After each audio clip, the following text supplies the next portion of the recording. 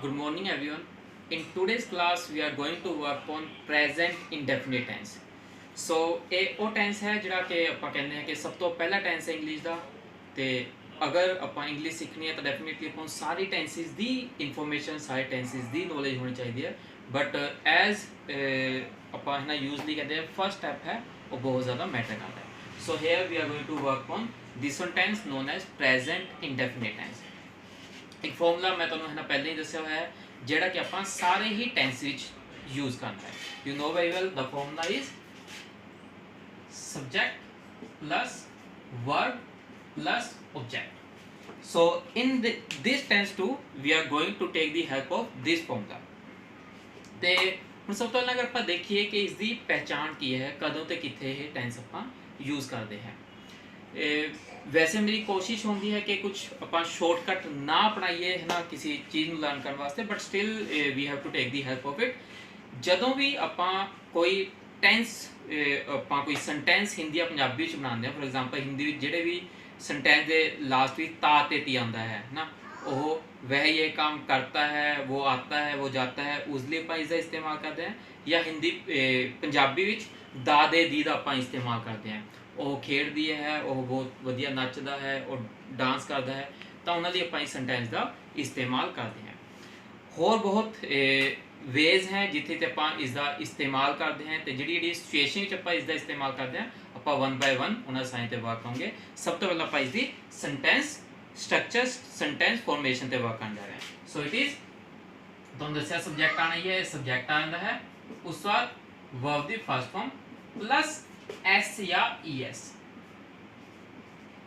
Plus object. ਇਹ ਜਿਹੜੇ present ਦੇ ਟੈਂਸ ਹੈ ਉਸ ਦੇ ਵਿੱਚ ਐਸ ਜਾਂ ਈਐਸ ਦੀ ਬਹੁਤ ਜ਼ਿਆਦਾ ਇੰਪੋਰਟੈਂਸ ਹੈ। ਮੇਨਲੀ ਇਹ ਪ੍ਰੈਜ਼ੈਂਟ ਵਿੱਚ ਹੀ ਮੈਟਰ ਕਰਦਾ ਹੈ, ਪਾਸਟ ਵਿੱਚ ਜਾਂ ਫਿਊਚਰ ਵਿੱਚ ਇਹ ਮੈਟਰ ਨਹੀਂ ਕਰਦਾ ਹੈ।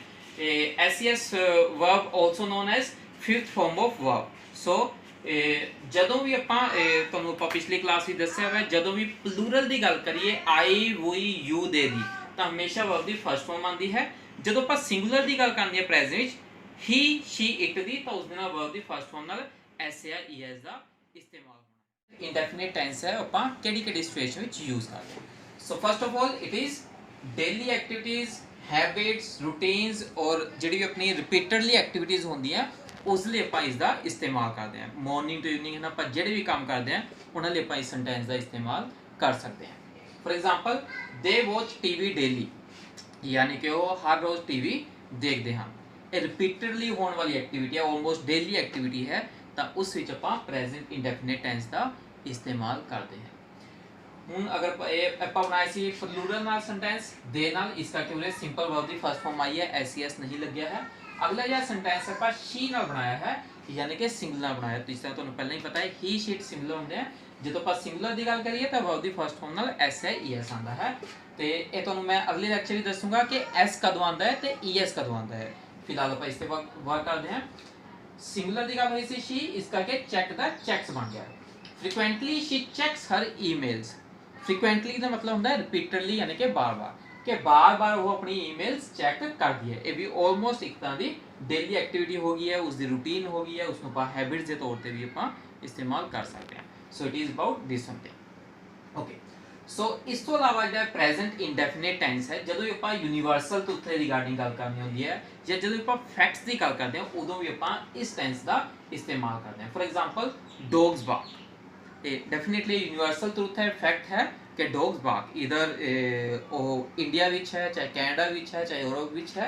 सो it is a universal truth. And next one is sun rises in the east and sets in the west. यह भी एक यूनीवर्सल ट्रूथ है कि जो सूरज है वो पूरब तो उदय होता है तो पश्चिम विच अस्त होता है। तो जो भी आप इस तरह यूनीवर्सल ट्रूथ्स वगैरह लिखनी है या फैक्ट्स की गल करनी है, उदों आप प्रेजेंट सिंपल इंडेफिनिट टेंस का इस्तेमाल करते हैं।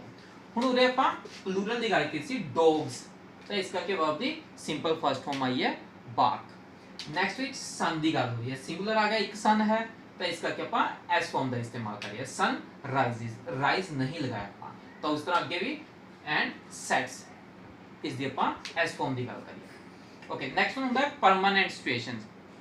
ਜਿਹੜੀ ਕਿ ਸਿਚੁਏਸ਼ਨਸ ਪਰਮਾਨੈਂਟ ਹੁੰਦੀ, ਜਿਹੜੀ ਕਿ ਯੂਜ਼ਲੀ ਫ੍ਰੀਕੁਐਂਟਲੀ ਚੇਂਜ ਨਹੀਂ ਹੁੰਦੀਆਂ ਹੈ, ਤੇ ਉਹਨਾਂ ਲਈ ਵੀ ਆਪਾਂ ਜਿਹੜਾ ਹੈ ਪ੍ਰੈਜ਼ੈਂਟ ਇੰਡੈਫੀਨਿਟ ਟੈਂਸ ਦਾ ਇਸਤੇਮਾਲ ਕਰਦੇ ਹਾਂ। For example they do singing, अगर ਆਪਾਂ ਕਿਸੇ ਦੇ ਪ੍ਰੋਫੈਸ਼ਨ ਦੀ ਗੱਲ ਕਰ ਰਹੇ ਹਾਂ ਕਿ दे डू सिंगिंग ਯਾਨੀ ਕਿ ਉਹ ਸਿੰਗਿੰਗ ਕਰਦੇ ਆ, ਯਾਨੀ ਕਿ ਉਹਨਾਂ ਦਾ ਪ੍ਰੋਫੈਸ਼ਨ ਸਿੰਗਿੰਗ ਹੈ। ਉਹਦੇ ਧਿਆਨ ਰੱਖਣਾ ਹੈ ਕਿ ਇਹ ਸਬਜੈਕਟ ਹੈ ਪਲੂਰਲ, ਇਹ ਅੱਗੇ ਵਰਬ ਦੀ ਫਾਰਮ ਆਈ ਹੈ ਜਿਹੜੀ ਕਿ ਬੇਸ ਫਾਰਮ ਯਾਨੀ ਕਿ ਵਰਬ ਦੀ ਫਸਟ ਫਾਰਮ ਆਈ ਹੈ। ਇਹ ਆਈਐਨਜੀ ਫਾਰਮ ਦੇ ਤੌਰ ਤੇ ਇਸਤੇਮਾਲ ਨਹੀਂ ਕੀਤਾ ਗਿਆ ਹੈ, ਇਹ ਉਹਦੇ ਜੈਰੰਡ ਦੇ ਤੌਰ ਤੇ ਆਇਆ ਹੋਇਆ ਹੈ। ਜੈਰੰਡ ਕੀ ਹੁੰਦਾ ਹੈ, ਕਿੱਥੇ ਆਪਾਂ ਇਸਤੇਮਾਲ ਕਰਦੇ ਆਪਾਂ ਫਰਦਰ ਐਕਸਰਸਾਈਜ਼ ਵੀ ਕਰਾਂਗੇ। ਫਿਲਹਾਲ ਤੁਸੀਂ ਇਸ ਤਰ੍ਹਾਂ ਸਮਝ ਸਕਦੇ ਹੋ, it is taken over here as a noun. Okay, next one is she speaks French। she ਉਰੇ ਸਿੰਗੂਲਰ ਦੀ ਗੱਲ ਹੋਈ ਹੈ, ਇਸ ਕਰਕੇ ਐਸ ਫਾਰਮ ਦਾ ਇਸਤੇਮਾਲ ਹੋਇਆ ਹੈ। she speaks French ਯਾਨੀ ਕਿ ਉਹ ਫ੍ਰੈਂਚ ਬੋਲਦੀ ਹੈ। ਇਹ ਡੈਫੀਨਿਟਲੀ ਉਹ ਕੋਈ ਹੋਰ ਲੈਂਗੁਏਜ ਵੀ ਬੋਲ ਸਕਦੀ ਹੈ, but she knows French and usually she speaks French। ਸੋ ਇਹ ਇੱਕ ਉਸਦੀ ਪਰਮਾਨੈਂਟ ਸਿਚੁਏਸ਼ਨ ਹੈ, ਉਸ ਲਈ ਆਪਾਂ ਇਸ ਦਾ ਇਸਤੇਮਾਲ ਕਰ ਸਕਦੇ ਹਾਂ ਪ੍ਰੈਜ਼ੈਂਟ ਇੰਡੈਫੀਨਿਟ ਟੈਂਸ ਦਾ। And the last one thing, emotions. ਕਿ ਜਦੋਂ ਵੀ ਆਪਾਂ ਇਮੋਸ਼ਨਸ ਦੇ ਰਿਗਾਰਡਿੰਗ ਆਪਣੇ ਇਮੋਸ਼ਨਸ ਆਪਾਂ ਦੂਸਰੇ ਨੂੰ ਦੱਸਦੇ ਹਾਂ ਤਾਂ ਉਸ ਦੇ ਵਿੱਚ ਵੀ ਆਪਾਂ ਪ੍ਰੈਜ਼ੈਂਟ ਇੰਡੈਫੀਨਿਟ ਟੈਂਸ ਦਾ ਇਸਤੇਮਾਲ ਕਰਦੇ ਹਾਂ। ਇਹ ਬਹੁਤ ਹੀ ਕਾਮਨ ਹੈ ਨਾ, ਜਦੋਂ ਵੀ ਤੁਸੀਂ ਕਦੇ ਕਿਸ ਨੂੰ ਕਿਹਾ ਹੋਊਗਾ usually it is I love you, I will love you, I loved you, ਇਹ ਨਹੀਂ ਹੁੰਦਾ ਹੈ ਨਾ। ਸੋ ਹੇਅਰ ਇਟ ਇਜ਼ ਐਗਜ਼ਾਮਪਲ, ਜਦੋਂ ਆਪਾਂ ਪਲੂਰਲ ਲਗਾਇਆ ਵੀ ਤਾਂ ਅੱਗੇ ਆ ਗਿਆ ਹੈ ਲਵ, ਤਾਂ ਉਹਨੇ ਆਪਾਂ ਵਰਬ ਦੀ ਫਸਟ ਫਾਰਮ ਦਾ ਇਸਤੇਮਾਲ ਕਰਿਆ ਕਿਉਂਕਿ ਪਲੂਰਲ ਹੈ। ਵੀ ਲਵ ਆਵਰ ਕੰਟਰੀ, ਕਿ ਆਪਾਂ ਆਪਣੇ ਦੇਸ਼ ਨੂੰ ਪਿਆਰ ਕਰਦੇ ਹਾਂ, ਚਾਹੇ ਨਾ ਇੰਡੀਅਨਸ ਆਪਣੇ ਦੇਸ਼ ਨੂੰ ਕਰਦੇ हैं, ਕੈਨੇਡੀਅਨ ਆਪਣੇ ਦੇਸ਼ ਨੂੰ ਕਰਦੇ हैं। So it is about that. And next one is I understand your problem. I ਉਰੇ ਪਲੂਰਲ ਆਇਆ ਹੋਇਆ ਹੈ ਤਾਂ ਅੱਗੇ ਵਰਬ ਦੀ ਫਸਟ ਫਾਰਮ ਦਾ ਹੀ ਇਸਤੇਮਾਲ ਹੋਇਆ। आई अंडरस्टैंड योर प्रॉब्लम यानी कि मैं ਤੁਹਾਡੀ ਪ੍ਰੋਬਲਮ ਸਮਝਦਾ ਹਾਂ। ਇਹ ਦੋਨੋਂ ਇਮੋਸ਼ਨਸ ਆ ਗਏ हैं, ਤਾਂ ਇਸ ਕਰਕੇ ਆਪਾਂ ਇਸ ਦੇ ਵਿੱਚ ਹੀ ਵਰਬ ਦੀ ਫਸਟ ਫਾਰਮ ਦਾ ਇਸਤੇਮਾਲ ਕਰਕੇ सेंटेंस ही बनाए हुए हैं। सो ये प्रेजेंट इंडेफिनिट टेंस है।